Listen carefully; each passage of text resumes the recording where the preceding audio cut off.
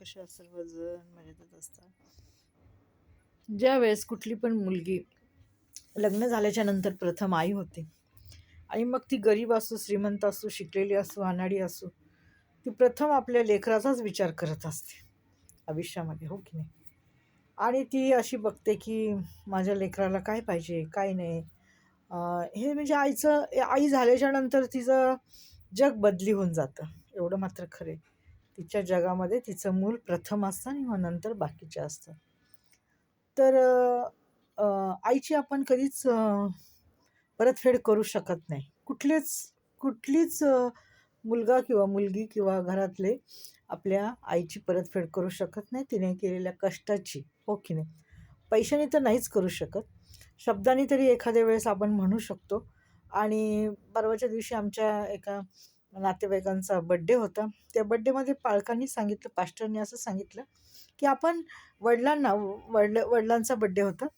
त्यामुळं त्यांनी सांगितलं, की तुम्ही मुलं बोला, घरातली बोला आणि सर्वांनी त्यांना तुमच्या मनात काय असेल ते बोला तोडक्या-मोडक्या शब्दात.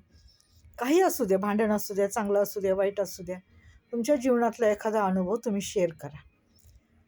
तर एक जणांनी म्हणजे त्यांच्या मुलांनी असं सांगितलं, की आमच्यामध्ये वाद होतात, भांडणं होतात, परंतु हेच वडील मला पुढच्या जन्मात पाहिजे. आणि त्यांना थँक म्हटलं आणि काही झालं असेल तर आम्हाला माफ करा म्हटलं. किती म्हणजे किती छान वाटलं त्या दिवशी माहिती आहे. असंच असतं, आई-वडिलांना काही नको असतं हो. आपल्या मुलाने, आपल्या मुलीने सर्वांनी चांगलं राहावं, समाजात त्यांना नाव भेटावं, इज्जत भेटावी, त्यांना कोणी वाईट बोलू नये, नाही का? असंच असतं. आणि आई-वडिलांना कसलीच अपेक्षा नसते, पैशाची तर मुळीच नसते. कारण का नंतर आयुष्यामध्ये त्यांच्या गरजा खूप कमी होतात. हां. आणि त्यांना फक्त बोलण्याची अपेक्षा असते, की ह्या मुलाने किंवा ह्या मुलीने आपल्याला उद्धट बोलू नये, परत उत्तर देऊ नये.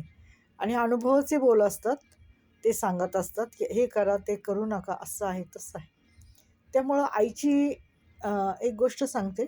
म्हणजे आता माझी मुलगी माझ्याकडे होती तेव्हा, ती मला म्हणाली, की "नाही, मी नाही उठणार, तूच उठ आणि तूच माझ्या मुलीची तयारी कर, म्हणजे तुझ्या नातीची तयारी." मी 5:30लाच उठले, म्हणजे मी 5 वाजल्यापासूनच जागी होते.